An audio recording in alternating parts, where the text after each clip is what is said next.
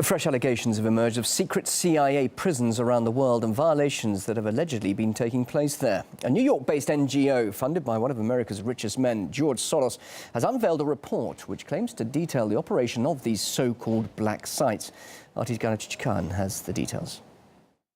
This is a very comprehensive report prepared by the Open Society Foundations. Not only do they detail torture techniques that were used at CIA's secret prisons overseas, the so-called black sites, but also give a list of countries that one way or another participated in CIA secret detention and extraordinary rendition operations, including by hosting CIA prisons on their territories, detaining, interrogating, torturing, and abusing individuals, assisting in the capture and transport of detainees, and so on.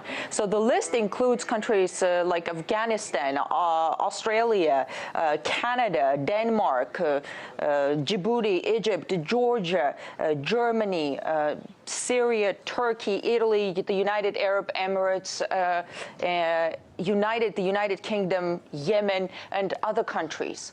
While President Bush acknowledged that the CIA had secretly detained about 100 prisoners, and this report alleges that there were more, the U.S. government had only identified 16 high-value detainees. Italy is the only country where the court has criminally convicted officials for the involvement in extraordinary rendition operations. Canada is the only country to issue an apology to an extraordinary rendition victim, Mahir Arar, who was rendered to and tortured in Syria. And only 3 countries, in addition to Canada, Sweden, Australia, and the United Kingdom, have issued compensation to extraordinary rendition victims. And this report is ripe with human rights abuses. And it's clear that high-ranking Bush administration officials bear responsibility for authorizing human rights violations. And yet, no one was prosecuted because the U.S. government has classified everything related to its torture practices.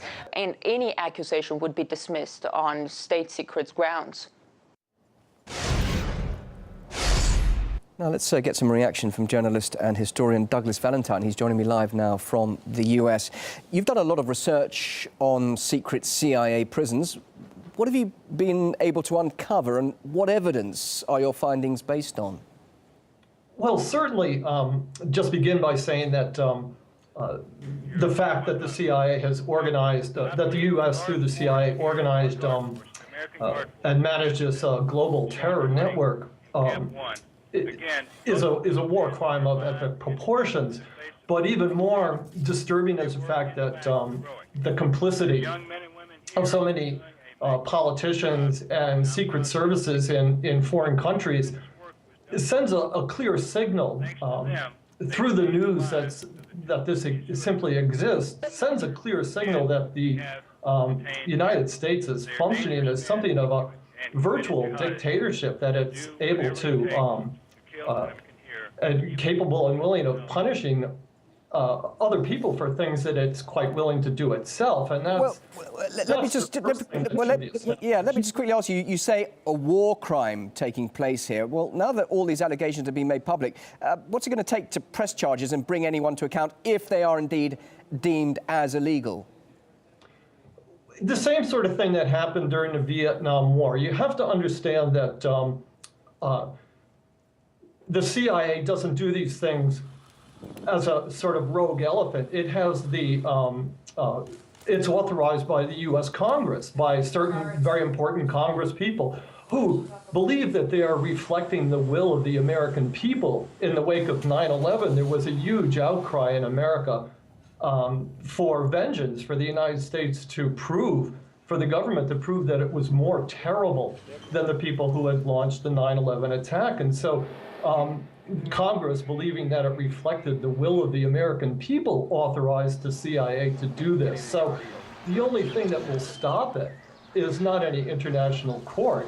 It's simply the will of the American people doing what it did, for example, during the Vietnam War, when it had enough of the government killing millions of Vietnamese, that the people just rose up and oppose the government. Of course, there are many who will argue, they'll say, look, surely, and you mentioned 9/11, surely the detention and interrogation of terror suspects has been a necessary precaution since then on the so-called war on terror. Hasn't it made the world a safer place with these detention centres?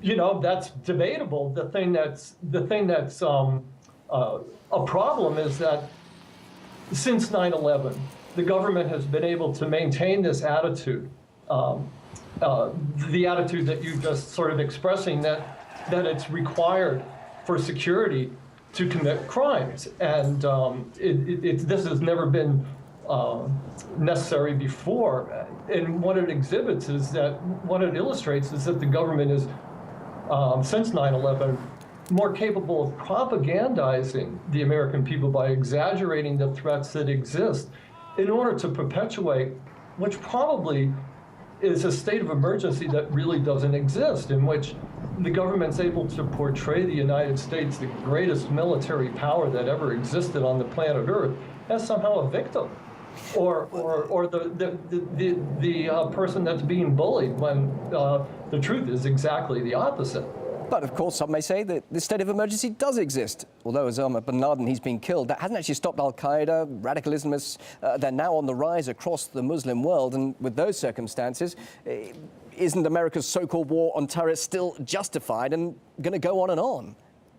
Absolutely not, because the war on terror itself is an overstatement, vast overstatement of the dangers that exist. It's been proven in Afghanistan that we simply created more enemies. In Iraq, we've created more enemies. The war on terror is a war, and war, killing, torturing, detaining people is not a way to to resolve problems. The way to resolve problems is through people trying to understand each other, to reach accommodations, to do things diplomatically.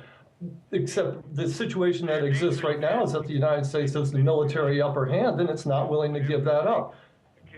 By having the military upper hand, it can enforce its will all around the world. And the war on terror is simply a simple pretext for doing that. Douglas, we'll leave it there. Really interesting to hear your thoughts on this. Live from the US, author and historian Douglas Valentine. Thank you for being with us here on RT. You're welcome.